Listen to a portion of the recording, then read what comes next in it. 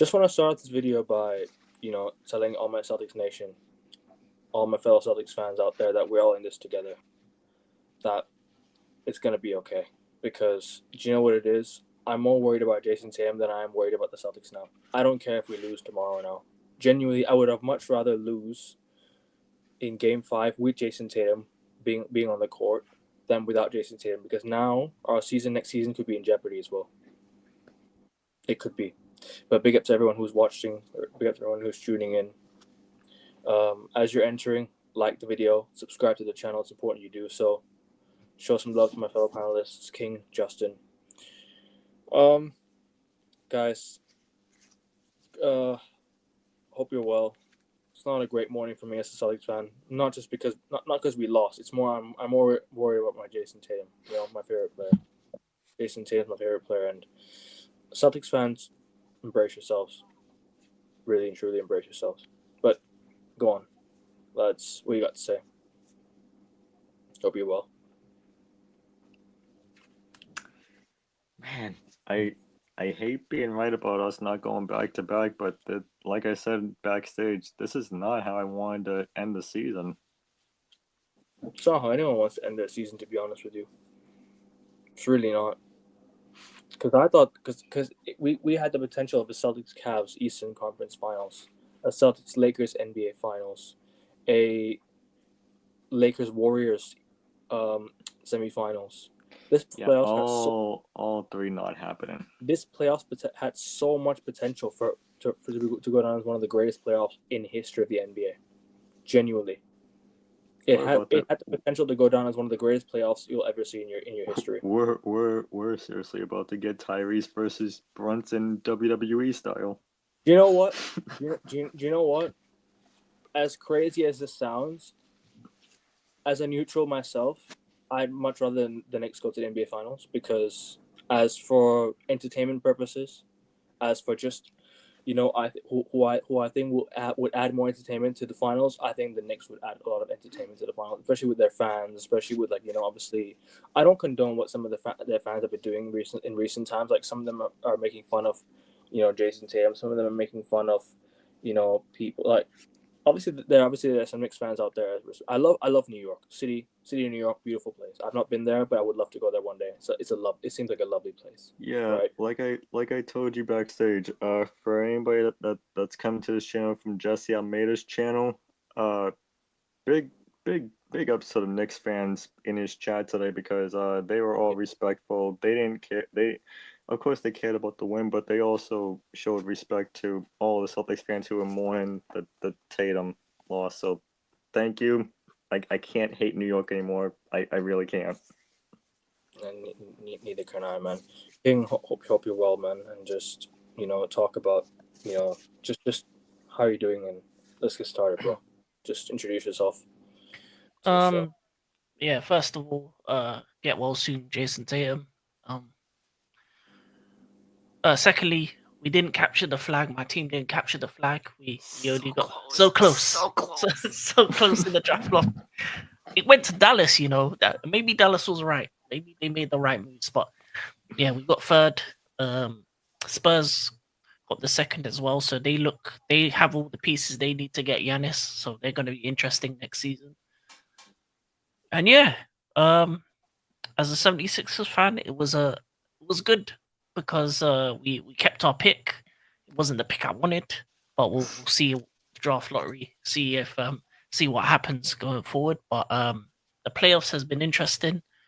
Nothing that I've expected, to be honest. The teams that are looking like they're going to be in the Eastern and Western Conference Finals at the current moment, yeah, it's gonna be a strange one. I don't know the ratings on it, but it's gonna be WWE. No one's gonna watch it. Nobody's gonna watch it. WWE in the East, and then it's gonna be the Young Bulls. I think it's gonna be SGA versus Ant in the West. So I think the West will be exciting. I think the East will be boring.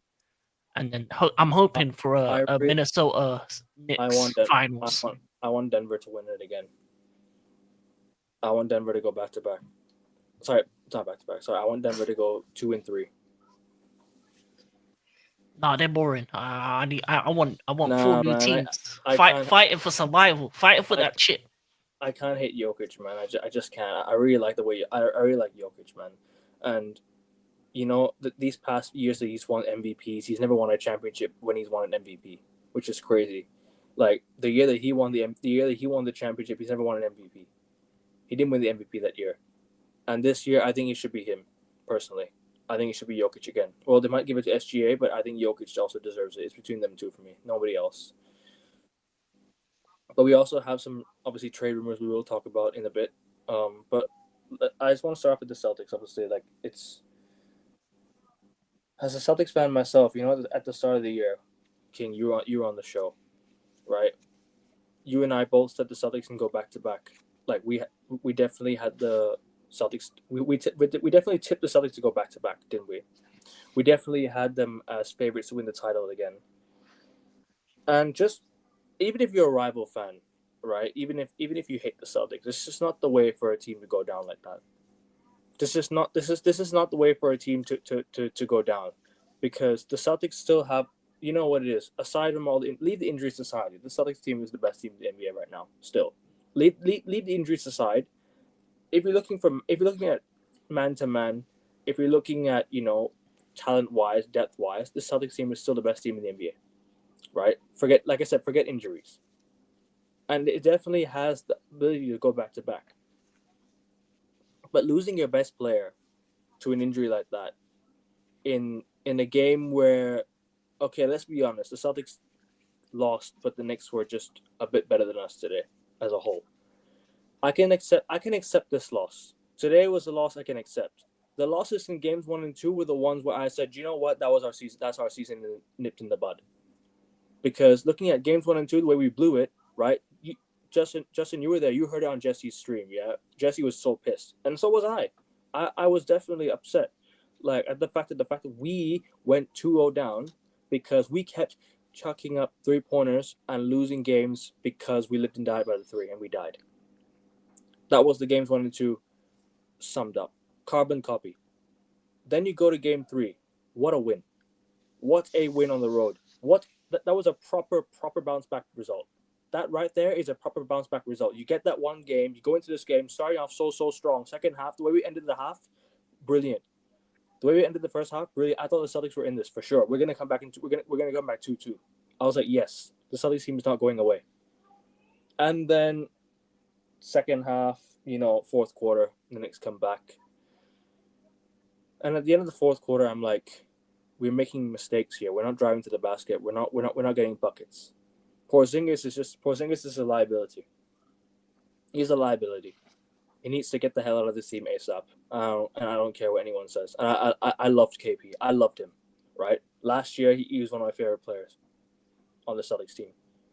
He was definitely like top 3 because we needed a big man like KP. He comes back in the finals, balls out. Completely just rips apart the Dallas Mavericks in that first half. That first quarter cameo that he had, or that first half cameo he had, got the Celtics game 1 pretty much. And this year, right? This team looks so weak in the playoffs. They played against Orlando. I can go back to the Orlando series because that Orlando series just summed it up pretty much for me. The Celtics fans and the Celtics players were acting very, very weak in certain. I'm like, why do you care if KCP bodies Tatum? Don't need to, start, saying, oh, we're gonna do that to you. It's the playoffs. It's a physical game. It's going to happen. You don't need to revenge on somebody like that. You don't need to take it out on somebody like that.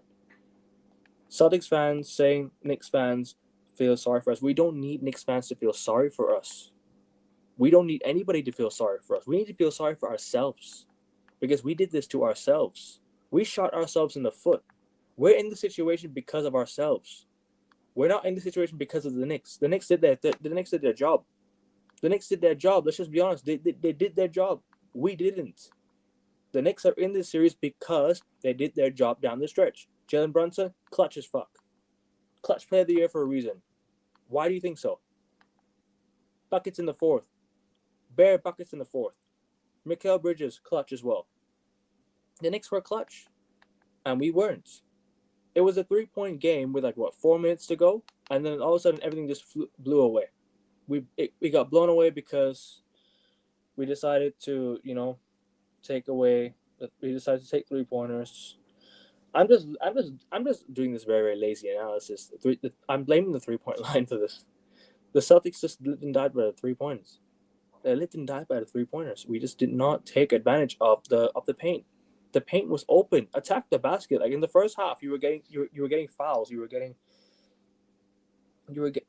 getting buckets, and then you already know what happens in the fourth quarter. We collapse, and then Jason Tatum. This could be. I hate to be so negative, right? I really, really, really hate to be negative, and I don't want to sound negative, but this could be career ending.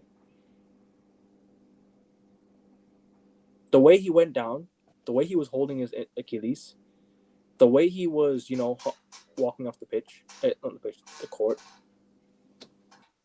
You guys have seen players tear their Achilles, do their ACLs or whatever before, yeah. You've seen it all before.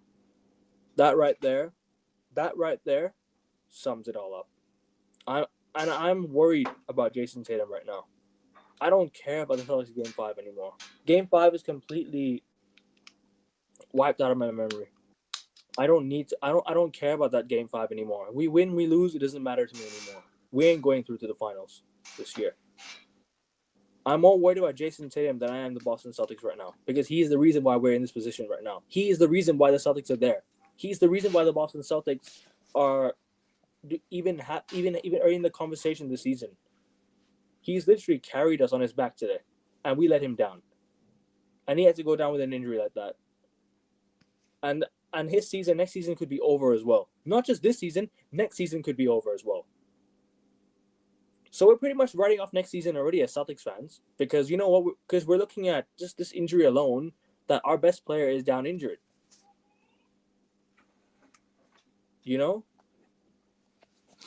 Down with he went down with an injury. What is it? An Achilles tear? We'll find out tomorrow night, I think. But a lot of doctors, a lot of social media doctors, like whatever, they're coming out with statements saying that it's an Achilles tear. Yeah, I don't believe any of those until the Celtics social media. I want to go to you, Justin, on this one, because obviously you're a Celtics fan, right? I want to hear your thoughts on Celtics. Not just this game, but it's the series as a whole. Just give your in-depth talk about it. I need to listen to another voice as well. Go on, bro. Okay, so I wasn't sure if you were on Jesse's stream when I did the Discord call-in. No, sorry, bro. Okay, no, you're good. I'll repeat what I said on there. Sure, bro. Here. I pretty much said that Knicks fans were the most respectable fan base in that stream all night tonight. There was no trolls. There was no nothing. Why? Yeah.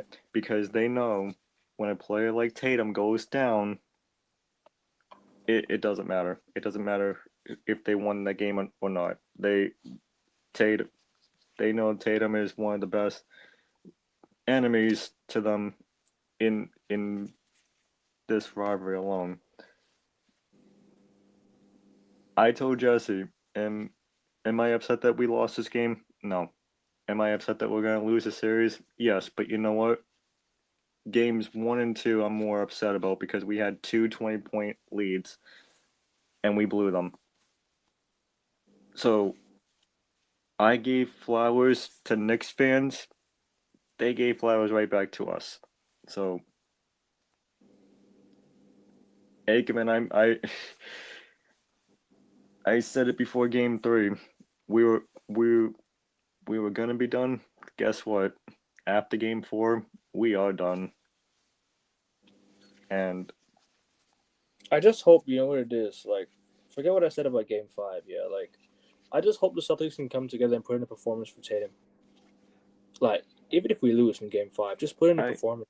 I don't know. Give us something to cheer about before the season I don't know if that's gonna happen, because Game 7 of the Eastern Conference Finals back in 2023, when Tatum got hurt, Jaylen Brown no-showed. Tonight, when Tatum got hurt, Brown no-showed again. Do you think that's the end for Jaylen Brown at Boston? Do you think it's the No, end? I don't think it's the end of Jaylen Brown in Boston, but he needs to be a better fucking leader when one of our leaders goes down. I hear you. Especially in Game 2 of that Orlando game when Tatum was out injured. Yeah. He stepped up.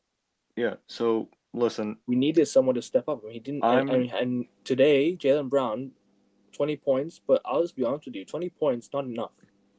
Yeah. So You need to top 30. listen. I'm not gonna write off our season for next season just yet, because like I said, the Celtics Twitter has not given us an update because he's going for an MRI as soon as they get back to Boston today. So I know Blue Bean in the chat was saying that the doctors were saying this, the doctors were saying that. I don't believe any of those doctors until I hear from Celtics Twitter themselves. So I don't know. Look, I'm gonna give flowers here to Knicks fans because I know there's probably gonna be some Knicks fans watching. Hats off to you guys. Honestly, I can't hate New York anymore, and good luck against the Pacers. That's all I'm gonna say. Good luck against the Pacers. I want the Knicks to make the finals because I can tell the vibe in New York is just it's so good. Like it's just I really appreciate the way New York treats their city, like the sports teams especially. Like it's I put Boston on top, but but New York fans, fair play to you. Genuinely fair play. And one thing I really loved about today's game, like forget the game, right? The one thing I really enjoyed about today's game was the New York, when everyone got together and sang New York, before the fourth quarter started. That warmed my heart, really, because I really loved that. I wish Boston could do the same, because I love Boston with all my fucking heart. I love the city of Boston with all my fucking heart, and I will go back there one day. Someday I will be back there someday. Definitely, it's not up for debate. I will be back there. I'll be back there shortly. But that was something that really warmed my heart from Knicks fans. I have to give credit where it's due for that one. But then again, the performance from the Knicks, like they start off the second half with a bit of grit and grind. Like they sort of gave their fans a lot to cheer for today. Us, the Celtics, we can only look to the offseason now. I think that's where we're headed. Assuming we win, even if we win Game 5, we're losing Game 6 in New York. In my opinion, I don't see us winning Game 6 in New York unless the Celtics just pull off a fucking miracle and drop fucking crazy numbers. I don't see it happening because Drew Holiday doesn't look like himself. I don't know what's happened. I will say this in a bit though, and do hear me out on this one, okay? I will say this: Drew Holiday not fit. I don't think he's fit. He looks like he's done in Boston for me. I love Drew Holiday for what he's done, but he doesn't look like he wants to be here with the way the body language has been. Derek White deserves to be here. He is the one. He is the one player I'm definitely keeping in the Celtics team. 100% locked in. He's staying. Porzingis, you can leave, my friend. You can leave. That was a weak and spineless performance. I don't care. I don't care if you've had some issues with it in recent times. Yeah. You should be letting the team know that if you can't play, if you're struggling to breathe, sorry. If you're struggling to breathe, you can't fucking play. Why should you play if you're struggling? If you have some health concerns, why are you playing? Genuinely. And this just goes back to Robert Williams all over again. Robert Williams was never available for us. I love Robert Williams, but he was never available for us. And now Porzingis is the same. We can never have a big man available in the playoffs. Last year he wasn't available in the playoffs. This year he wasn't. This year he's not available. So when are we gonna have a fully fit team? Porzingis was. I know he won the championship last year. I know that's all irrelevant now. But where's your big man when you need him? Where's your big man when you need him? And Luke Cornett ain't any better as well. He's not any better. He's not going to help the Celtics team get over the line. Neemias Queta, he's not been given an opportunity. So what are we going to do about it then? how are we gonna resolve this issue of the lack of big men and the lack of depth in the big men department? Al Horford, right? I think he's gonna come back next year. So you know what? Fair play to Horford. I'll keep Horford for another year. Starting Horford was the right thing. He played well in the first half, in my opinion. I think the referees just kind of got in the way of his, the way he played. In my opinion today, I think Horford was all right. We can talk about his age all we like. We can talk about trading him all we like. I think Horford deserves to be a Celtic going into next year. I think he does. And hear me out on this, right? As much as I've said Porzingis is not available, Holiday doesn't want to be in Boston, this is the point I'm going to make. And do hear me out on this. Do you think that Shams report that he came out with saying that the Boston Celtics are going to trade away Drew Holiday and Porzingis might have played an effect, because them knowing that the Celtics might not want them anymore, might them feel like they don't want to be here anymore, might have made them feel like they don't want to might have made them feel like they don't want to belong here anymore, might make them feel like they're useless now. They're no longer a Boston Celtic. What do you guys think of that? I want to know your thoughts, Justin, and I'll bring King into this as well. I want to hear his thoughts on the Celtics as well. But Justin, I want to go to you after this one. Do you think that could have played a part? Well, like I said 2 weeks before. Yes, there's no way either Kristaps or Drew is staying here in Boston. There's no way. Absolutely no way. Now, I'm going to give a bold prediction of who I think is going to stay in a Celtics uniform and who I think is not going to stay in a Celtics uniform, and then I'll go to King. Tatum is staying. Brown's staying. Derek White staying. Pritchard staying. I think Horford retires. Not next season, but not this season coming up, but the season after. I think Drew gets traded. I think Kristaps gets traded. And I hate to say it because you are absolutely right, Kane. Akevin, I mean. Sam Hauser gets traded. Those three are gone. The rest that I said are either going to stay or retire. That's it. That's all I got to say. I think the reports that came out made them feel unwanted and made them feel like they don't belong in Boston anymore as well. Like Sham should never have come out and said that stuff.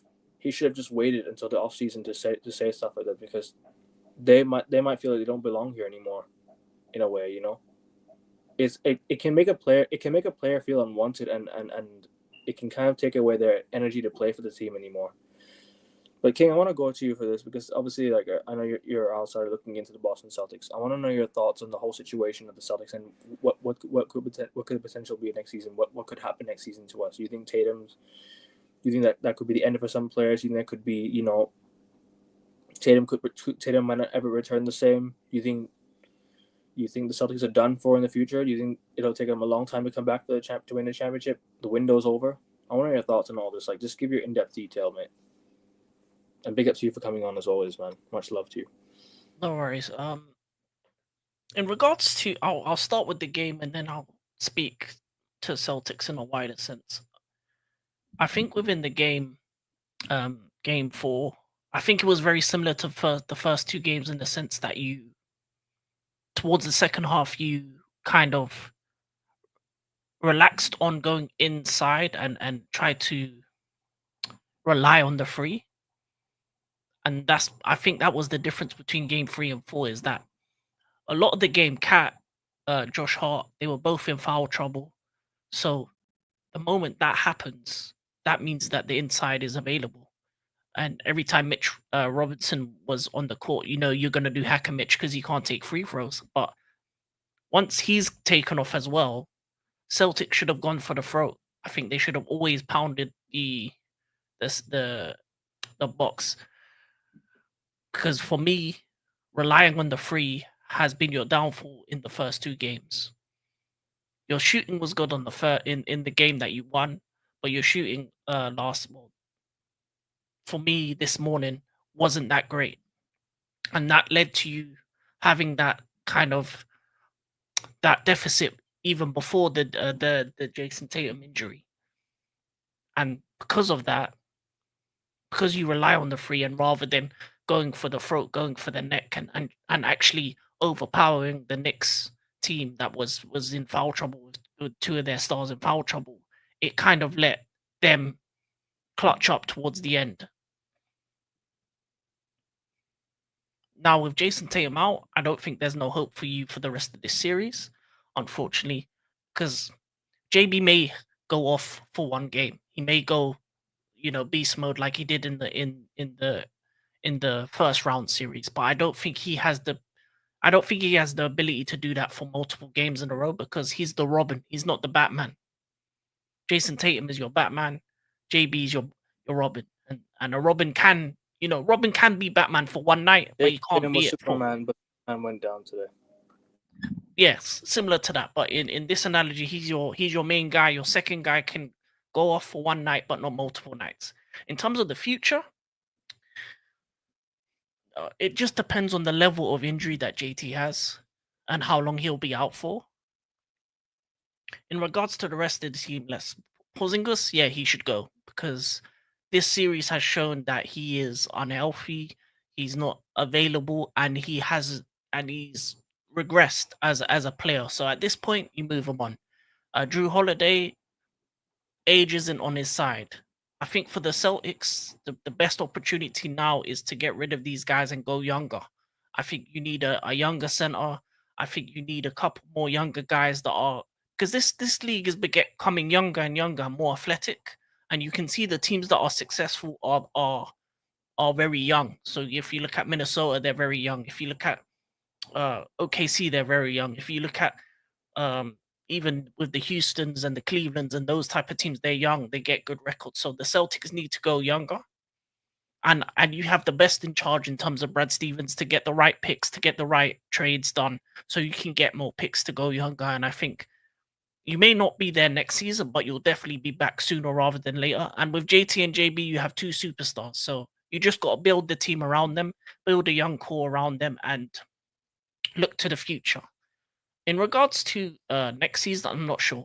If JT's out for a long time, let's say hypothetically he's out for a year, then no hope for next season because he may not be the same when he comes back, depending on the level of injury. But if it's not as bad as first seemed, then it'll be all right next season because you'll still have your star man for the majority of the season, even if he misses like maybe the first couple months. I still think the Celtics will make the playoffs next year. I still think we can make the playoffs next year with this team. Like even if we don't have Tatum, like I still think the playoffs is still a realistic goal for next year.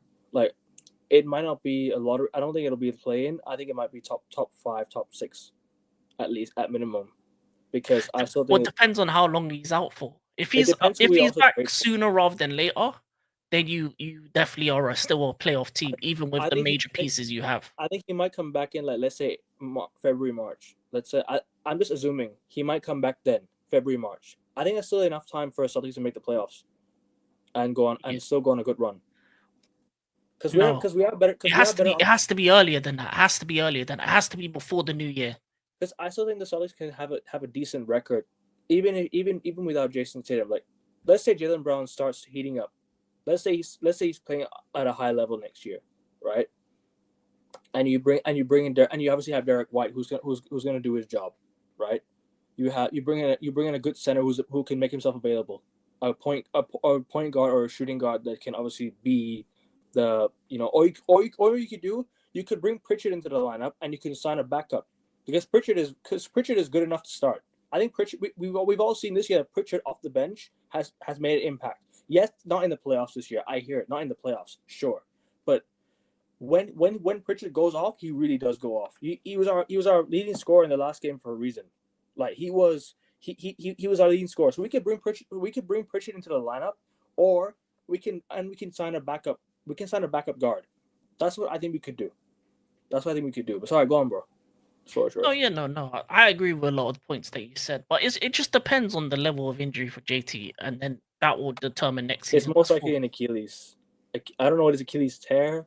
I don't know if it's like an Achilles. Yeah, it depends on the level of the tear, because some are it says between 6 to 12 months. So, and if it's even a worse one than that, then 6 to 9 months. I'm hearing.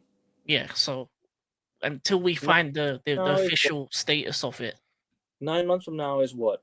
We're in what?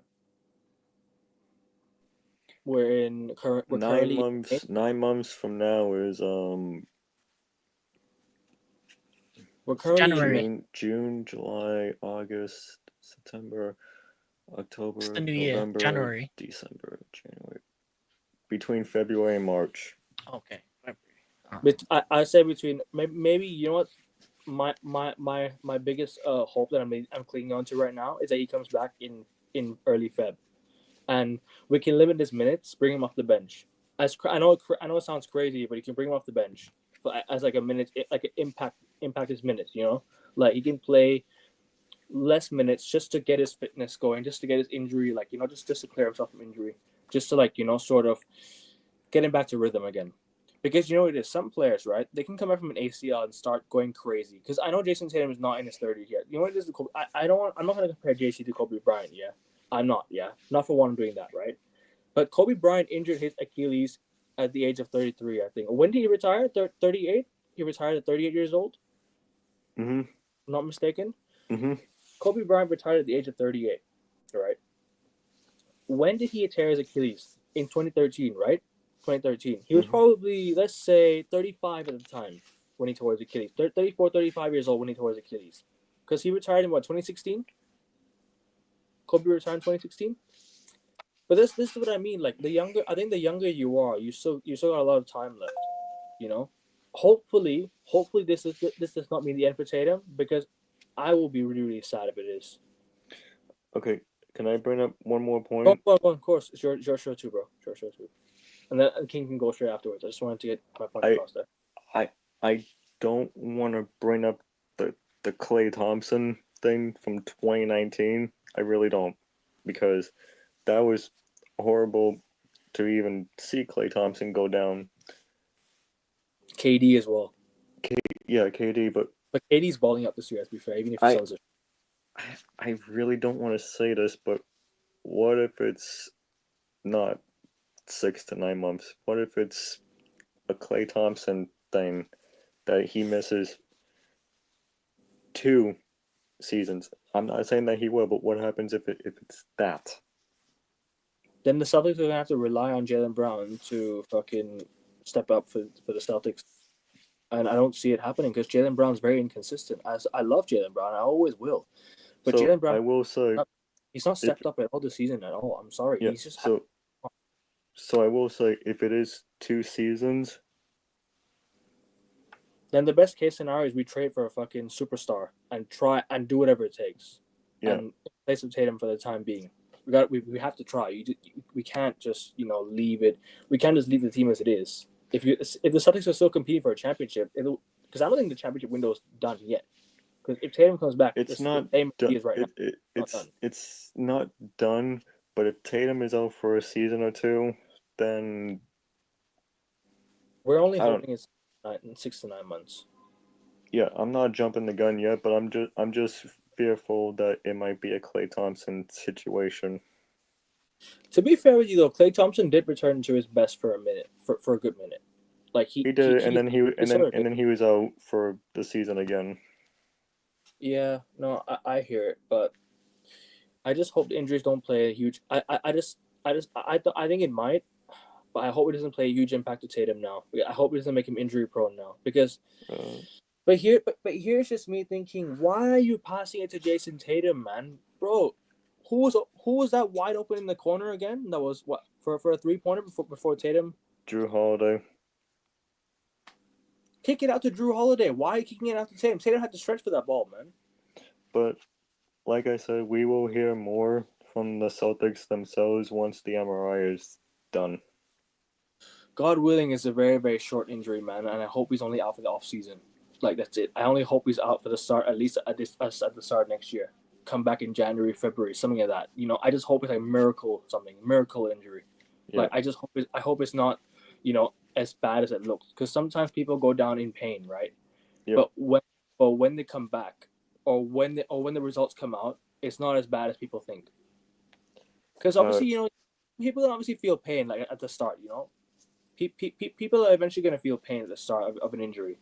It might be bad because the force on the injury was bad. I'll be honest with you. If you look at the way Tatum fell, he sort of twisted his Achilles I think when he was going forward, he was trying to lean for the ball and he missed it, right? But I think his legs collided. I think his front leg just twisted.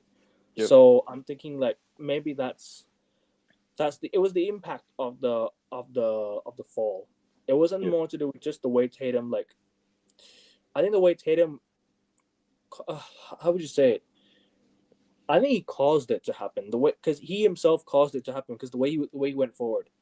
But here's me wishing Jaylen Brown never passed that ball to Tatum now, man. Here's me wishing he never passed that to Tatum. Here's me wishing he passed it to Drew Holiday. But we can all say that in hindsight. But sorry, King.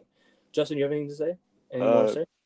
No, I'm gonna pass it now to King because I want to see if he agrees with me on this Klay Thompson situation. Sorry, I kept you waiting, King. I just want you. I know you have a lot more points to get through, but continue from your last point, and then you can. No. I was finished with the last point. In regards to what Justin said, let's do worst case scenario. It's a Klay Thompson thing, based on the contract and everything, and the level of player. Because obviously that type of injury, he's going to lose his athleticism, which is his biggest strength. And unless he's out for 1 to 2 years, for me, I think he'll probably take the Celtics maybe 3, 4, maybe even 5 seasons to get back to a championship contender if he's out for a prolonged period of time. You'll be a playoff team or a play-in team, but it won't be championship because I believe he is that good of a superstar. Top 10, maybe even some people would say top 5 currently, right? So if he is out for 1 to 2 seasons and it is that bad of an injury, then yeah, because of how big the contract is, and because it's there till up 2030, and if he comes back and he's not the same player, he's playing at a much less level, etc., and he starts to be injury prone, then yeah, it's gonna probably take 4 to 5 years for the Celtics to get back to that top point. But that's the worst case. Nuke the Celtics are nuked at that point if that's the scenario. But it's very unlikely. So the most likely is probably he's going to be out for a year, and it's just going to be about what you do in terms of getting rid of the pieces that haven't been good for you over this postseason. Your Porzingis's, your Houses, your Drew Holidays. What you get back, trying to get draft pieces as well. Because the one thing I know about the Celtics is Brad Stevens is great at drafting. So if you can get picks over the next couple seasons, even if it's the worst case scenario, and you're very, very good, by the way, Baylor Shamron's a very good pick. And you have to, if it's worst case and you have to, what's it called, tank for the better picks, you're one of the best teams in terms of getting the right pick at the right time. You've done it. Jason Tatum and JB are 2 examples. My team knows firsthand of what the mistakes we made. I might be for you to get those 2. I might be. Would you call? I might sound delusional, but I think this team's a bit too good to tank. But I'm talking worst case scenario. No, I hear you. But I still think this team's too good to tank. Like I still think this team's good. It's going to get a good enough record to still get into the playoffs. Yeah, but sometimes that's not. It's never good enough just to get in, especially if you're not on a team on a rise, because you've been to the mountaintop. You want to stay there. Yeah. But if you're not going to get back to that mountaintop, it's better to be risk averse, especially depending on how big. I will say the last time we tanked is when we got rid of Pierce and KG. But at the same time, though, we didn't actually tank when we drafted Jason Tatum, Jaylen Brown. We didn't tank. We can still get those. We can still scumbag a lottery pick even while being in the playoffs. Because maybe like play in and then get a good pick. Because don't forget the Lakers got a top 20 pick while still being in the draft. While still being in the playoffs. I don't recall the last time a lottery team was in the lottery and still made the playoffs. I don't recall, but there's someone. But the Celtics were one of the last teams I can remember off the top of my head that got the draft pick while being a playoff team still. Because it's not over for this team. I don't think it's over. But Jaylen Brown really needs to step it up because otherwise I don't see a future for him in Boston. Because it's two times now. Game 7, Jason Tatum rolls his ankle. He's pretty much unfit for the entire game. Yeah, he can't play properly for the entire game. He's still there, but he can't play properly. You need your second star to step up. Jaylen Brown did not step up at Game 7. He kept losing the ball, kept dribbling it off of players. I think Jaylen Brown needs to work on his. He needs to work on his how do you say it? He needs to work on his dribbling because I'm genuinely tired of the way he keeps losing the ball in the paint. He keeps dribbling the ball into trouble. He keeps getting himself in situations where he shouldn't be in. And I'm gonna say this again and again and again. The smart option is ahead of you. Why didn't he try to attack the basket? He's got the aggressiveness to attack the basket. Why did he have to rely on Jason Tatum to do everything for him behind him? You know, this is my issue. We're too reliant on Tatum. This team is good. This team is very good, but we're so reliant on Jason Tatum. People might think it's a super team. It's not a super team. This team's not a super team. Jason Tatum's just a very good player, but nobody wants to wake up and see it. People don't think he's good enough. People use their agendas to view basketball nowadays. You know, they don't watch the game properly like I do and you guys do. No, I would say this though. JB is still a solid player, but he's a number 2. And think about it, if another team that we're going to talk about, the Warriors, they lost their number 1 guy. When you lose a number 1 guy, it doesn't matter how good your second guy is. Especially if it's even if you think he can be better. It's when this NBA style is that most teams have 2 stars, 2 all-star level talents.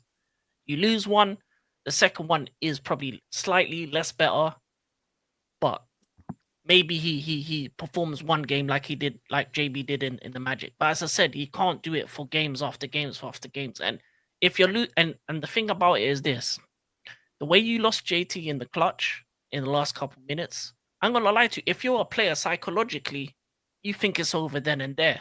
So I don't think any of those players at that moment where they saw the way he went down were in the game. I think at that point it's done. That game is done. Because psychologically your players see your talisman go down and you're like, wow, actually it's a bad one.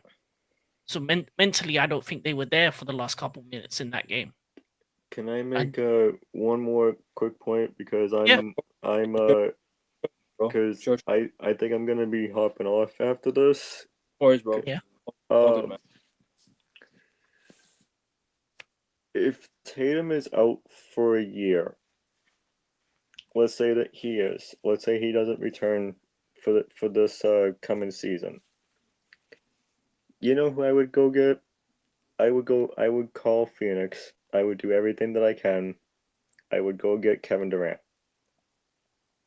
I know he's injury prone. I know he's injury prone. I hear you.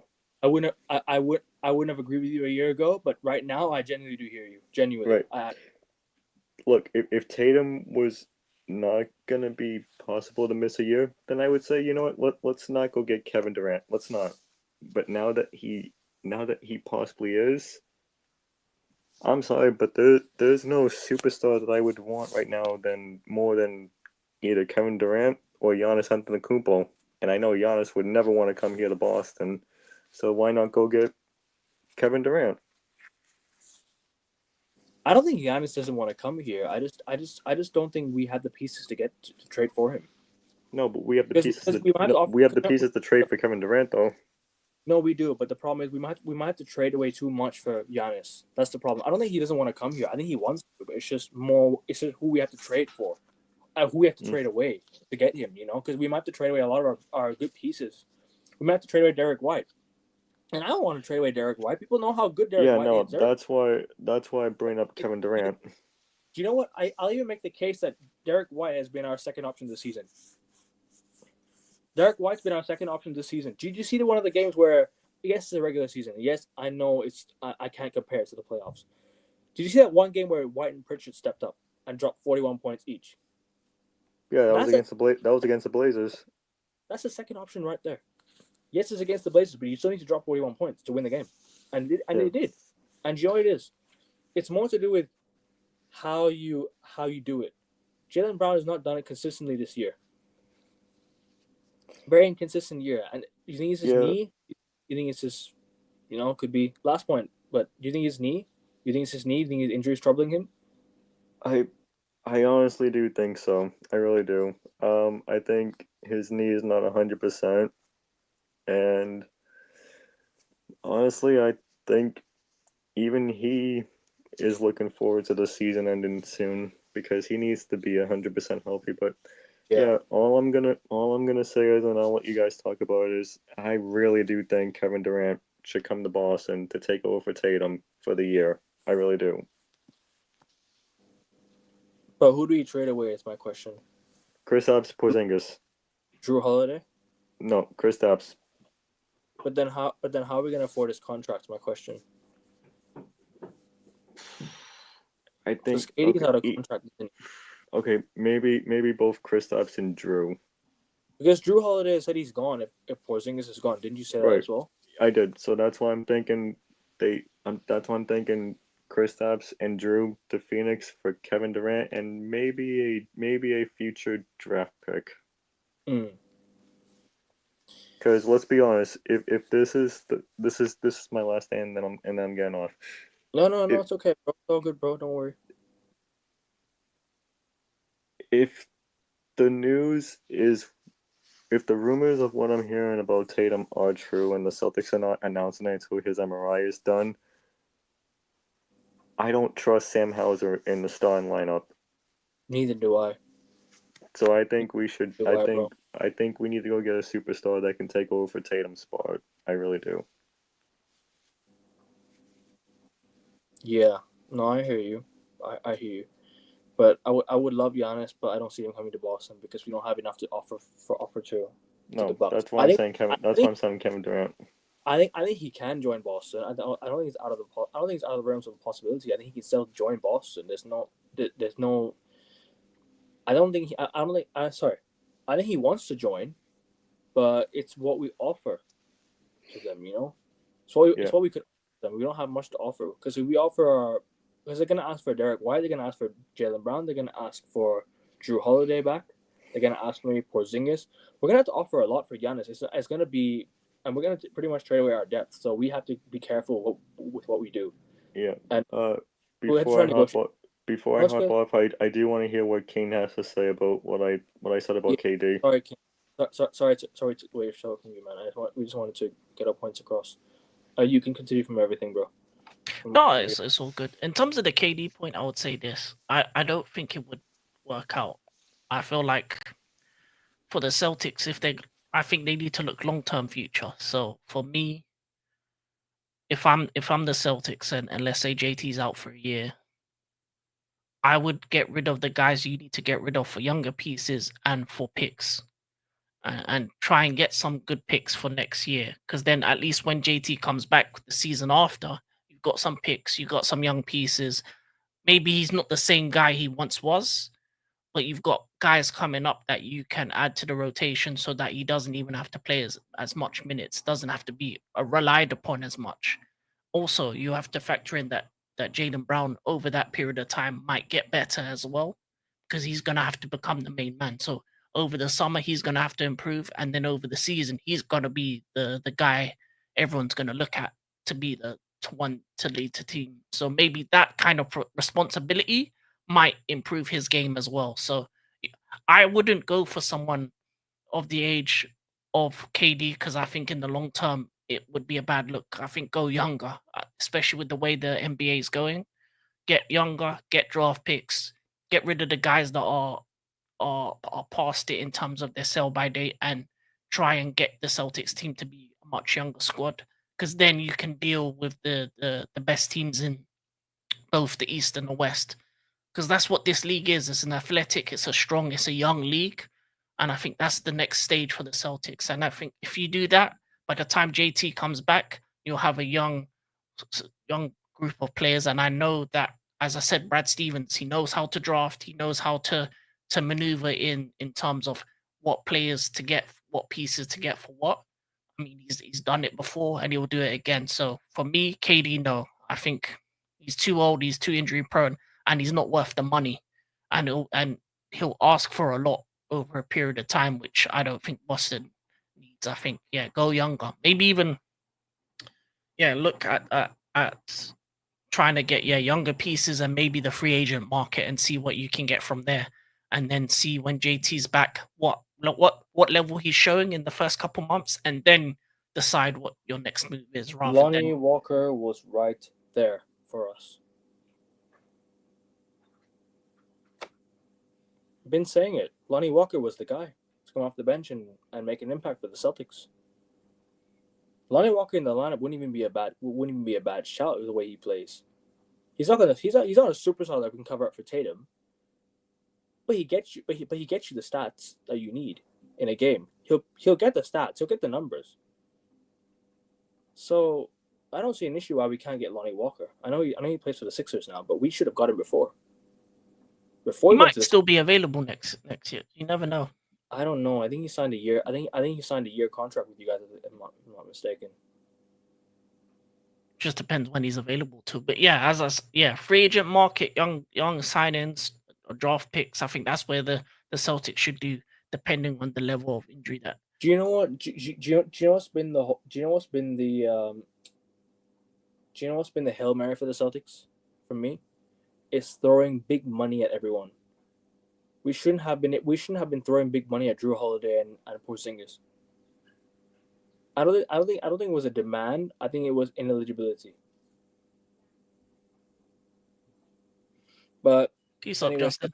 I know you have to go, bro. Take care, man. And obviously, Celtics Nation will rise again. No worries. We'll be there soon. Take care, mate. Shout out Justin every single time. That's my guy, as always. Shout out my guy Rasta as well. Big up, bro. Hope you're well. But yeah. Just continuing on from the Celtics. I think throwing big money at players has been the Hail Mary for the Celtics. Like, you know what I'm trying to say? Like throwing money at Porzingis when he didn't need the money. I think Porzingis would have taken a cut to beat the Celtics. I think Drew Holiday would have taken a cut to beat the Celtics. I don't think we need to offer him that big money. I think Pritchard offering the money to Pritchard, fine, I understand that. Derek White, I understand that. But you can still get some players in with the money, because we have a large bill to pay as well. With the new ownership coming in, that's why we have the new ownership coming in, because he has to pay the large bill that we have. I think it's what, $500 million that we have to pay for a guy worth $6 billion. Fair play to him. Like, he's joined the Celtics and still within a shout of, we have a lot of money to spend still. So hopefully we can sort that out in the off season. But let me ask you just a delusional question, okay? It's not gonna happen, all right? What if we're doing all this show, and what if the Celtics do come back from 3-1 down to win the series? What do you think? What happens then? What happens if we come back to win the series 3-1 down? I don't know, because it'll be difficult. Because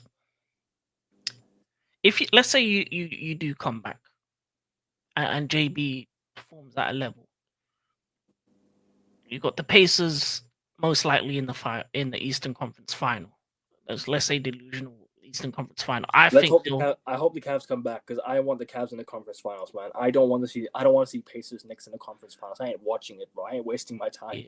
But I don't think the Cavs are gonna come back. I'll be honest. No, I don't see it as well. The Cavs had the chance to when they had their players back fit for Game 3. I thought, fair play. But it seems like they didn't do it Game 4. But it seems like both teams are following the trend of each other. They're just following the trends of each other. They're both losing the exact amount of games. They're both losing the exact games that they're losing, winning the exact games that they're winning, and just falling where it happens. Because Cavs also bottled Game 2. We bottled Game 2 as well. Sorry. Yeah. I just think the Cavs just.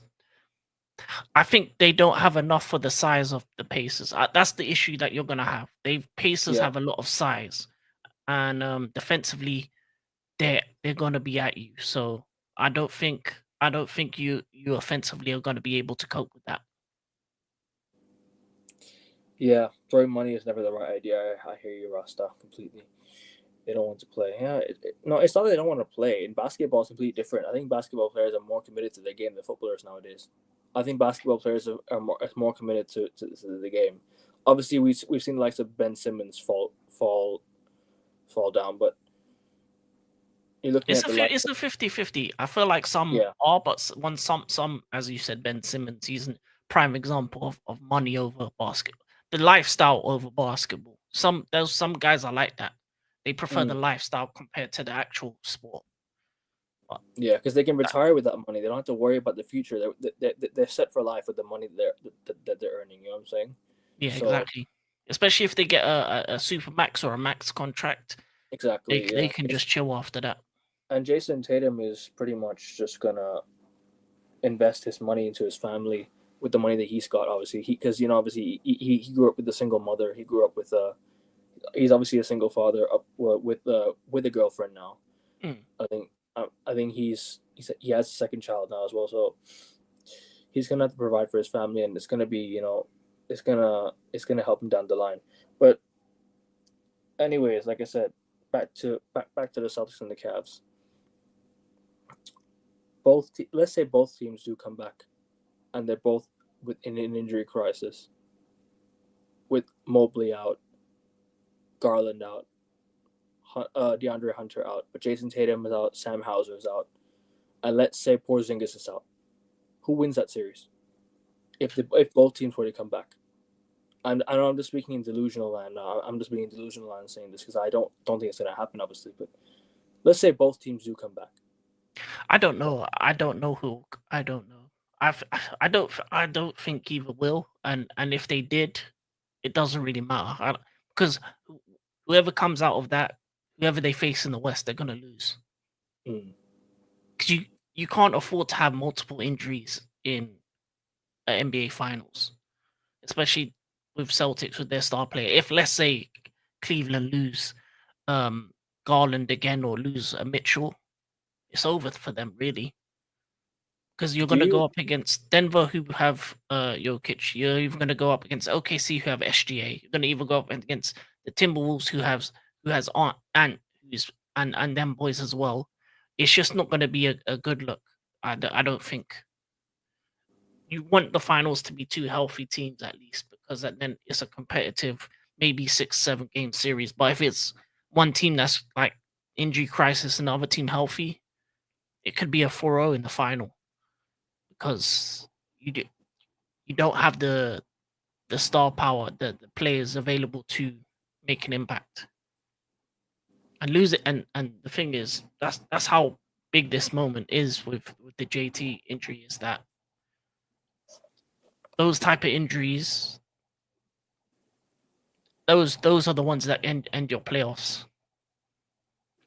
And maybe I even should know. maybe I have even Embiid. career? Maybe I have Embiid. Ever ma- since the injuries came in, uh, we've been a team that's not been good in the playoffs. And yeah, as you said, with the career as well. But yeah, it's just a shame because I want to see the best play. That's the thing. I want to see the best play. And a lot of the time, because of this happening, I feel like it kind of tarnishes the rest of that series. But I'm gonna be, for me as a neutral, Knicks Pacers is gonna be a fun matchup because I'm a WWE fan. So if you're a WWE fan, you've seen Halliburton and Brunson, do their stuff in the ring. So and the one thing I like is that the Knicks fans are gonna be lit. So them getting to that stage, their fans are gonna be lit. And then the Pacers are just a very dogged team. They've got a lot of size. They're great defensively. They get at you. let's So say let's say that's pretty much the game. yeah, That's the who goes through. I think the Knicks, to be honest with you. I think the Knicks have a Knicks. lot of power. I think the Knicks have a lot of I said the Knicks last year, but they were injured in Game 7, so I don't really want to say the Knicks. I don't want to count the Knicks out from last year, right? But I think the Celtics are just, it's done. Like I said, hopefully, you know what it is. like I said, win Game 5 just to give the fans something to cheer for. You know, just say goodbye to the season because it's been a rough season with injuries and everything like that. I'm not gonna blame injuries as an excuse as to why the Celtics are why they are right now, but just to say goodbye to the season, just win Game 5. You know, just go and give something to cheer about. Just give the fans in Boston something to cheer about. You're going back home. You're playing for Jason Tatum now. You want to give something to him after what he's done for us in game 4. He's carried us on his back. Him and Derek White carried us on their backside. So we need to do something for that. We need to do something for Jason Tatum. Do you know what? I'd even go as far as say win these 2 games, maybe losing Game 7. Do you know what? Just to give the fans at least some bit of hope, even if we don't make the conference finals now. Just to wrap up the series because the Celtics should not. I'll be honest with you. We should not be where we are. And I know I can go back. I know I can go back to games 1 and 2 again. We shouldn't be where we are right now. We should already be in the conference finals by now. We should have locked our place in the conference finals by now. We should have blown these games out, right? Jason Tatum would never got injured, right? Winning games 1 and 2, games 3, close out today. That's 4 games already. So the Celtics have had big leads. The Celtics have had big leads in all 4 games. You know, it's the inability to close out games under Joe Mazzulla. I don't know what he does in the timeout. I don't know what the plan is, but the check up 3-pointers has just helped us. Has just killed our season.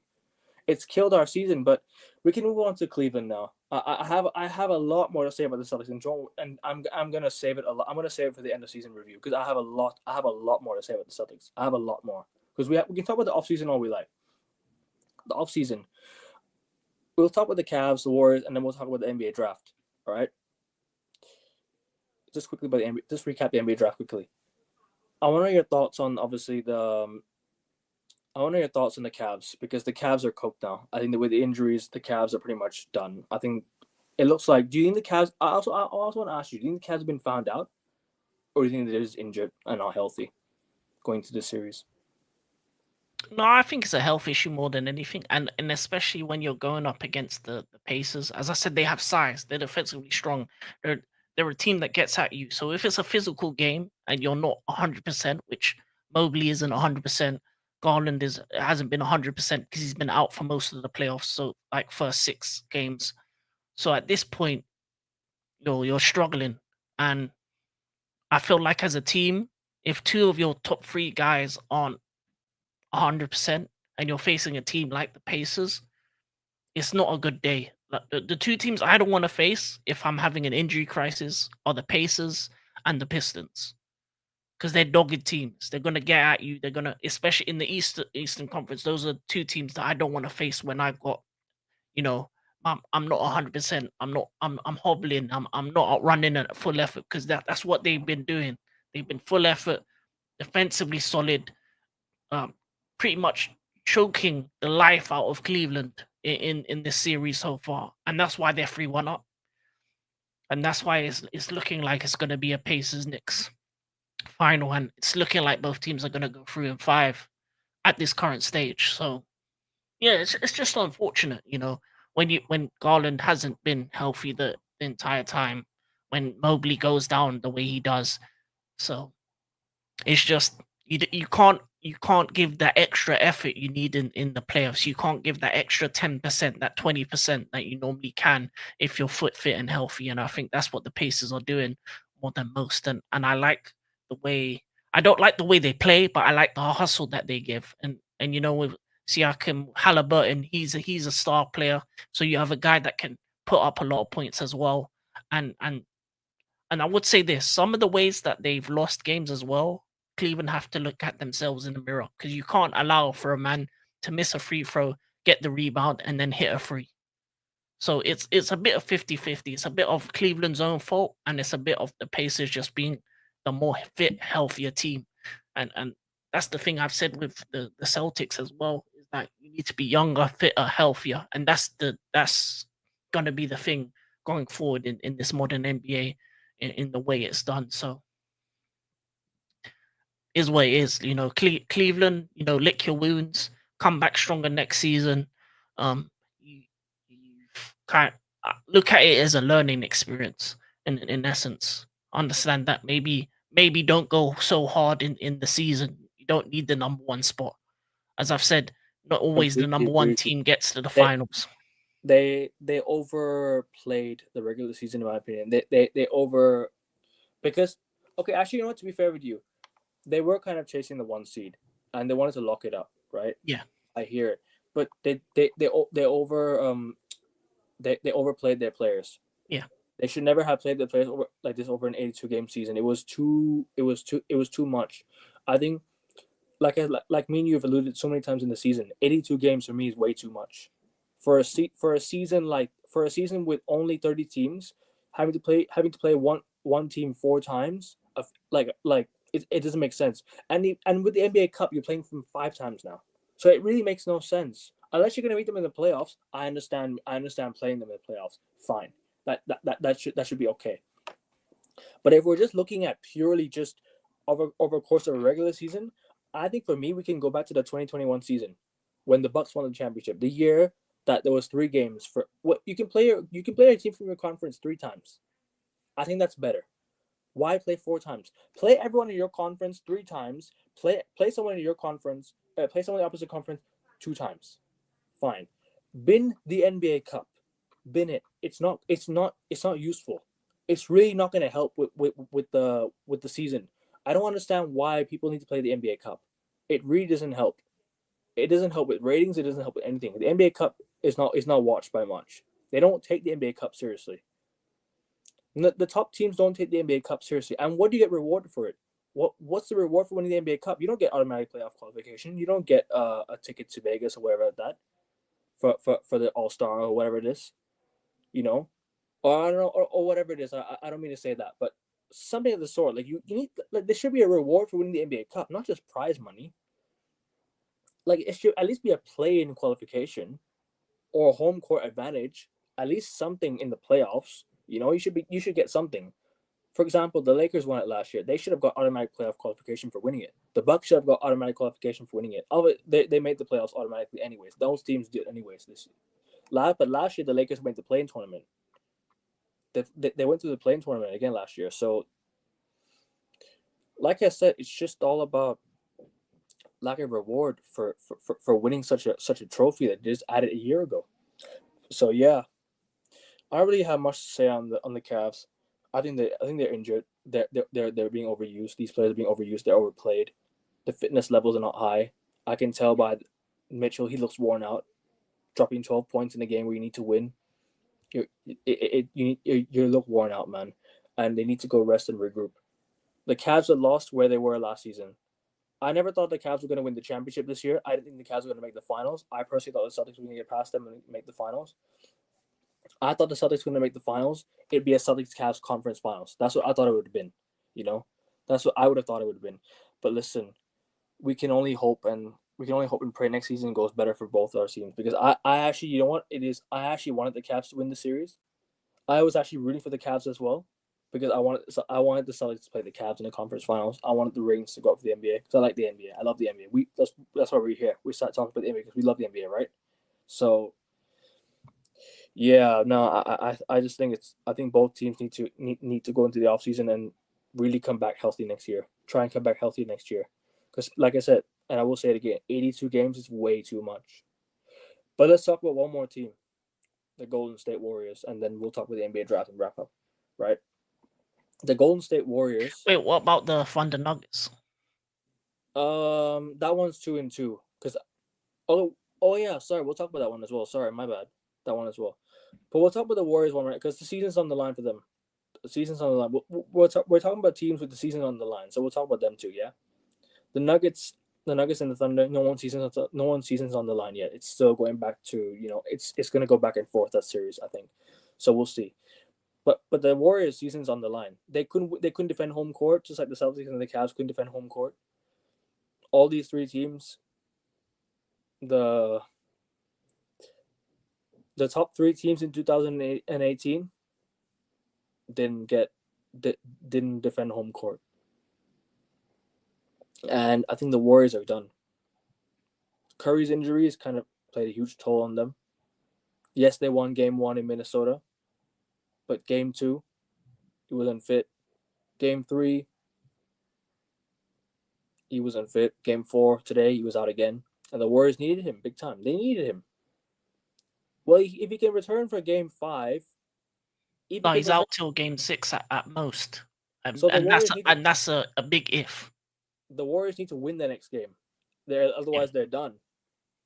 All these 3 teams are 3-1 down. So yeah, I don't really have much to say on the Warriors. I think they just missed Curry, and the Minnesota Timberwolves took advantage of it. Butler can't do everything by himself. Draymond Green can't carry this team. Podziemski's inexperienced. Who else am I missing? Jackson Davis. He's inexperienced. The Warriors are inexperienced, and they need Steph Curry. Otherwise, they won't win. They just won't win. But I want to hear your thoughts on this game quickly, and then we'll move on to the OKC Denver series.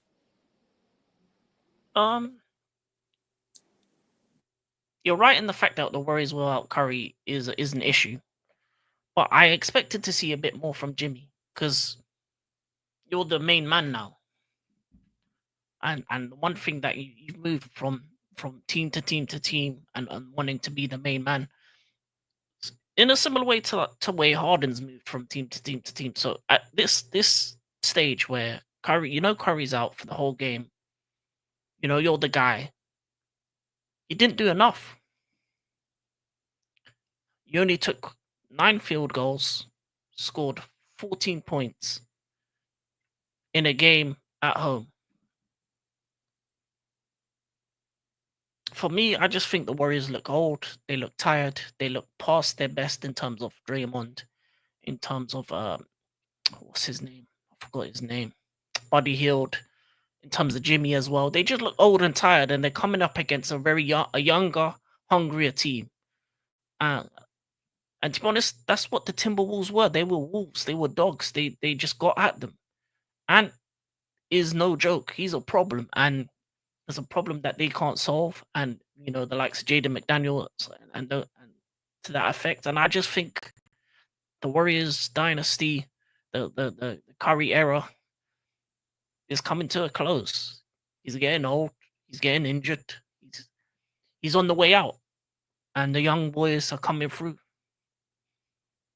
And that's just what it is. Ant-Man is next man up in terms of the American superstars. He's the guy. He's the one, with the flag down for USA, because a lot of the better stars now are international. So he's the one American man that you see. Okay, he's the next guy, and he's exciting, and I like watching him. So for me, I don't think it's a bad thing. It's unfortunate Curry got that injury. You don't want to see the best players go down, because up until that point, it was an exciting series. I was excited to see Curry v Hunt, to see how they played against each other. I think the Curry Jimmy Butler connection has been solid. But yeah, I think it's game over for Warriors. He won't be fit next game. Yeah, they really need him. Facts, they do. And yeah, OKC Denver is best series. We'll get into that right away. Honestly, I don't think we have much to say on this one. It's just Ant-Man. Yeah, like you said, he's stepping up. He's the guy that's gonna get them over. Yeah, him and his young bulls. Yeah, they're doing the thing. He's the face. He's the face of the Timberwolves right now. We can talk about Karl Anthony Towns. Karl Anthony Towns would have been a massive boost for them, yeah, as well. But still, even then. No, Randall's been good. Randall's been his dog. Second in command, Jaden McDaniels. I like them. Imagine a Timberwolves versus Knicks final. That's what I'm hoping for. Literally two players that are swapped for each other going to meet. Like, imagine at the start of the year, both of us were saying the Knicks, nah, it's not going to help the Knicks. It's not going to be a good trade for the Knicks. And then saying Randall to the Timberwolves. I'm like, Bro, both teams, yeah, they trade away their best players, or not best players, but I'd say the Knicks trade away Randall for Karl Anthony Towns. They ripped apart, not ripped apart, but they, how would you call it? They robbed Minnesota. Yeah. And we were saying Minnesota at the start of the year, they didn't have no chance to make the finals. They're done. They will never make the conference finals again because, bro, they trade away Cat, who was their main guy. Let's be real. It wasn't Ant. It was Cat. He was their driving force, right? And then you go look at them meeting in the finals now. Who's gonna win? Imagine the game 7 on the line. Who's gonna score the winning bucket?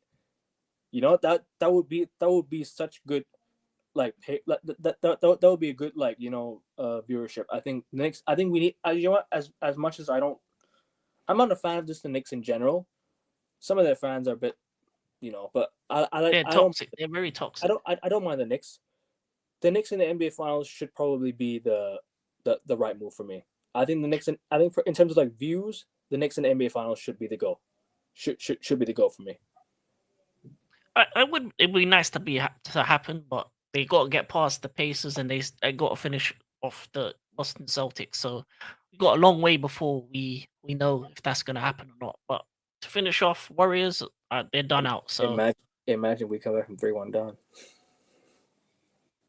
I'm kidding. Nice. We ain't doing that. I'm just that's the impossible. That's the impossible. We've seen the impossible though. So NBA's like that. Because bro, I just don't like backing down from my team, but today it's just sorry. Yeah, no, it's like getting shotgunned in the chest. That's what it feels like. Double losing the game and losing your best player, just complete double. Yeah. But anyways, we're gonna move on to the. Shall we move on? OKC Denver. Yeah, that's the best series. That's the most interesting. Easily. These series are gonna get done soon, anyways. That one's gonna go to the wire. Yeah, that's going all the way to Game 7. That might go 7. So good. That might go 7. That might go 7. We both said Denver in 6, but that might go. That might be 7. You never know. Either way, in 7 at this. Yeah, either way, it's in 7. So I didn't check the final score of the Warriors and the Timberwolves, but that was a 7-point win for the Timberwolves. They only won by 7. So without Curry, imagine they had Curry, they would have won this game today. Definitely, they would have had a better chance, especially at home. Yeah, but next game, anyways, we'll talk about is Denver versus OKC. I reckon this has been the most exciting series so far. Obviously, with Game 1, you saw how it ended. With Game 2, the OKC blowing them out. But Game 3, the Nuggets clutched up and won. And in Game 4, OKC clutched up and won. So it's both. So apart from one game, apart from Game 2, Games 1, 3, and 4 have been such a close battle. Like, it's so hard to, we literally anyone can come out of the game with a win. It's so unpredictable. But I want your thoughts because I genuinely I'm enjoying this. No, I haven't watched much of it, but I've seen the highlights. Yeah, and trust me, I might watch Game 7 if it goes down to the wire. Genuinely. I think for the most part, OKC's been their worst enemy. Their own worst enemy for the most part, because defensively they've been solid. The two big man, Chet, Hartenstein on Jokic, he hasn't had the best of luck. So he hasn't been the reason why the Denver Nuggets are winning, because they're kind of choking him out and making him have to pass away and have other guys, get the shots up, having MPJ, having the likes of Aaron Gordon and stuff like that to do the business. I think the problem with OKC is in the stretch, they are making the wrong decisions. And that's the issue that they've had in the games that they've lost, is that in the stretch, when they've had leads, when they've had the opportunity to finish off then, but they haven't done what is necessary. And that comes when you're a young team. Obviously, it's something that you learn over time, that winning formula, the like little details to get a win, to get over the line, to win a series, to win a conference final, to win the finals. So I feel like it's a bit of naivety in terms of the stretch for the OKC. Outside of that, I just think they've been slightly the better team overall, but Denver has just held in there because Russ has been going wild in a couple bits. Obviously, Gordon has been clutching up with a couple crazy things he's been doing, and Jokic is going to do what he does. But I like what they do against him defensively. I like them as a team. I like the pieces that they have, and I just think if they can just have a bit more finesse in the final stretch of games, I think they can definitely finish in 6. Initially, I thought it was going to be Denver, but for me, what I've seen overall, I think OKC are the team, the favorites to get through, whether it be in 6 or 7. But I think this is gonna go to the wire, and at this rate, I can't really put my finger on what's gonna happen because okay, it's the difference between OKC's naivety towards the stretch, and if Denver are gonna be able to keep up with OKC for the first 3 quarters in order for them to, you know, get to use their experience in the final moments. Because that's what Denver has with Jokic, with Russ, with Gordon. They have experience compared to OKC. So that's just the parallels for me. But it's a really interesting series. I like watching it. I think this has been some of my favorite basketball to watch outside of game two, which was a blowout, as you said. But yeah, that's how I feel about it. I think it's experience versus a youthful team that's needing that extra little bit to say we're Yeah, here, we're that team. And I think if literally, they can do that, if they can get past this series, they can go all the way. literally any team can come out of this game with a win. Like Yeah. anyone. So, like I said, Denver in game one were down by 9. They came back. Denver, they clutched up in overtime to win in game 3. Got blown out in game 2, and in game 4, Nuggets could have got something, but down the stretch, like this, when they need a head coach, they didn't. They were coachless at the time, and they still are. They need to go in the offseason with a good coach, even if they still win the championship. They need a head coach, or let's say they go to the finals. They still need a head coach, in my opinion. So, and like I said, Michael Malone was the guy, but listen, I still tip Denver to go through. I'm gonna say Denver in 7. I think Denver have a good chance still, very good chance. If Denver can win the next game in OKC, they have a good chance to steal the season series at home. They have a good chance to steal it at home. But then again, OKC won't go down without a fight. So this game for me goes 7. I think this game goes to game 7, and I'm gonna still back Denver because I just think OKC with a little bit of inexperience there, slight inexperience. I know they dominated the regular season, but the Denver had the experience of getting to the finals, getting over the line in series. I'm gonna back Denver still. Denver in 6 or 7. Denver in 6 or 7. What are you saying? I can't say. I'll be honest. I thought it was Denver, but for me, I'm leaning more towards Thunder in 6 or 7 at this stage. And for me, as a fan, I'd rather see SGA versus Ant. I want to see that. But yeah, we'll move on to the We'll move on to the draft. Obviously, I'm not going to say anything about the draft because I didn't watch the draft. But obviously, because obviously the Sixers are in the draft, and you guys almost got the first pick. I want to know your thoughts on the draft, and I'll wrap up right there. Yeah.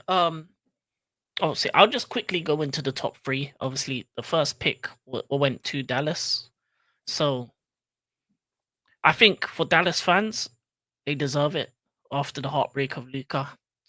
You know, they captured the flag, so they're getting a top talent. They're getting the talent. You never know with Nico Harrison. My guy might just pass up on Cooper Flag because he has a health problem or something like that. You never know. No, I think they're gonna get him. I think he's a great piece to have, and I think they can build around him for the future. So for Dallas fans, you know you may be upset at the moment, but you know give it 5 seasons, then maybe you might be back. Second was the Spurs. Now this is a very interesting piece for them because it gives them the ammunition to go after Giannis if they want to. And I think that's something they'll probably look to do in the offseason with that second pick, with the extra pieces they have as well. They have enough to go get Giannis now. So for them, that was great. And then for my team, 76ers, to get the third pick, we keep our pick from OKC, which is brilliant. We Wait. get Who'd you say was going to get Giannis again? Spurs. Oh, okay. Yeah, they have the pieces now. They have the have- pieces. They have the pieces to go and get Giannis now. You think? Yeah, with that second pick, that's pretty much the bonus point on Straight away, that second pick for Giannis. You mean? yeah, that second pick plus a couple extra players, Yeah. couple extra picks. Yeah, I hear it. The Sorry, Bucks will actually listen to that rather than bat it away. And then for us, we get the third pick. Hopefully we can get a good guy. I think we have good people in charge in terms of picks in recent years. You know, we got Maxi, We got McCain, so I think I have no problem in believing in my backroom staff to get the right pick in, and next season it's gonna. I think it'll be a bright one for us. Um, and I just hope for our team to be healthy, to actually care, and to want to be there. Because if they don't, then move on Paul George or Embiid if they don't want to be there. But with this pick, with the pieces we have, I think we've got a bright future. So I'm happy that we got the third pick, because if we were out of the top six and had to give it away to OKC, it was going to be a another long season. But now, we've got some hope. We can bring in a guy that could be a franchise changing guy for us. And if we want to, we can also trade up to the number one pick if Dallas is willing to, do some business with us as well. I don't see Dallas trading away the number one pick, but I definitely see them negotiating with you guys for like a higher pick or something like that. Like, I don't see them trading away the number one pick. It's happened before. They scumbag this pick. Like, they ain't trading. Yeah, they live in life. Unless Nico Harrison is messed up in the head and it's for business purposes, then maybe it might happen. But I don't see it. Yeah, you never know. You never know. You know what? If you got a top 3 pick, you have the ability to maneuver with it. So it just depends on who they're willing to draft. Yeah, exactly. Who do they want? If they don't want Cooper Flag and someone else, if we want Cooper Flag, then they're willing to do business with us. Who knows? You never know as you said, you never know with Nico Harrison. But I'm excited. I'm excited as a Sixers fan. And yeah, you know what? This period of time has been the most comfortable I've been as a Sixers fan, because my team ain't in the playoffs, so I'm enjoying the basketball. And yeah, next season can't come soon enough, and hopefully we can be a playoff team again. But yeah, that's all I've got to say on that. Dallas got lucky. San Antonio is loving life, and Philly, we got a good pick as well.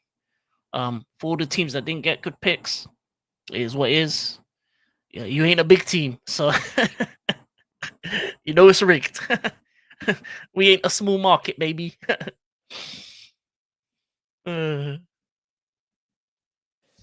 anyways, I know the off season is gonna be sad for me, especially. But yeah, it's a shame. It's a shame. No, even if you're a rival fan, you don't want to see the Celtics go down like that. Like, even if Jason Tatum's an incredible player, I'm sure you like him as well. Yeah, man. Hopefully, he does come back stronger than ever, man. I really want to see him back stronger than ever. Even though I don't know, I'm not an expert on injuries or whatever. I hope, because injuries are always it's cancer to the sport. I don't think it's pain. I think it's just cancer.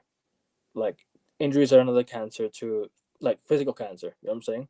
Like, when you get injured in sports, it's cancer to the way you're able to move. You're able to play sports all over again. So it's just, like I said, it's sad, but we have to go. We have to go down that route now. And yeah, but big up for coming on, bro. Obviously, it's a sad day for the Celtics. No problem. And thank you for obviously sharing your opinions as always. It's always great talking to you. We will be back after, for example, maybe if the so once all the series commence, I think we'll come back. I think forget maybe the Celtics go to a game 6. We'll preview that. We never know. If the Cavs go to a game 6, we'll preview that. The Warriors go game 6. You never know. So we're still gonna be back. I think if not, then we'll come back after when the series commences, or if there's a game 7 for the Nuggets, OKC, we'll come back for that one. Yeah. But until then, bro, appreciate you coming on, and obviously I left your link in the title. Let me know when you're coming up, bro. Nothing. Actually, no. Maybe soon a review for WWE Backlash.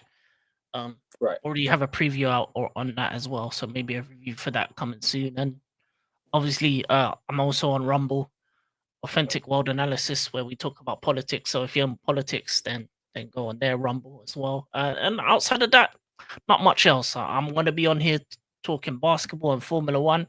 And if you ever need me on football, I'll talk that as well, man. I'm always happy to come on Ian channel. Hopefully, God willing, United win the Europa League, man. God willing, because I don't want to see Spurs. You want to see Spurs win it, don't you? You can't see Spurs win. I don't know. The evil side of me wants Spurs win just because of Arsenal fans, but the other side of me is like, no, I can't see Spurs winning anything. Yeah, I know. I think the safest bet is to go for United. Like Yeah, you want United to win because what if you don't win the Conference League and Spurs win the Europa League? That's gonna hurt even more, isn't it? yeah. So, So but I believe my team will do what we need to do when it comes to Chelsea. But no, I think I'm actually rooting for you guys to win the Conference League as well. So I hope you do win it. I hope you do win it. yeah, But we'll see what happens. But anyways, I'll get you on for the final. I might get you on for the final preview. We'll see about that. But anyways, people, we're gonna close out here. As always, like you said, like I always say, whenever you leave, whenever you enter, like and subscribe to both of our channels. Subscribe to King first, because I always prioritize my guests before. Subscribe to him and subscribe to me. King's definitely gonna get to 230 soon. Very, very, very soon. He's getting there. I just know so. I'm not taking the piss. Don't worry. You're gonna get there for sure. And I don't. And 230 subs from me. Appreciate the support, but you always want to keep growing, don't you? And so, as always, 30 of you watching, head over to AN Sports on YouTube, subscribe to the channel, and leave a like on the video. Leave your thoughts in the comments. I would love to know your thoughts in the comments. I would love to know who you support, and obviously what your thoughts on this NBA playoffs so far. And if you ever come across if I ever come across your YouTube channel, I might want to do a show with you guys. So you never know. This last comment here. I might as well forfeit the game versus Chelsea. Yeah, I agree. Forfeit the game this weekend, man. And the Spurs will forfeit their game as well against Villa. They're gonna hand top 4 to both teams, and City might drop out. Hopefully that happens. But anyways, people, we're gonna close out here. Like, share, subscribe. God bless the Celtics. Take care. Peace.